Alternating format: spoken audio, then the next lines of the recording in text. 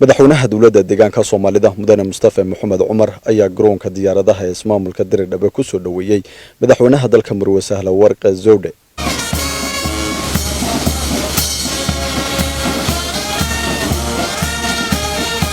soo dhaweynta ay madaxweynaha ku weheliyeen mas'uuliyiinta ismaamulka Diridhabe oo ugu horeeyo maayarka magaalada Khadiir Jowhar iyo mas'uuliyiin heer federaal ah oo ka mid yahay afayeenka golaha federationka dalka. Marwada ayaa magaalada u timid ka qaybgalka munaasabadda wareegga 16aad ee xuska maalinta qoomiyadaha iyo shucuubta dalka oo maanta si weyn loogu maamusay ismaamulka Diridhabe.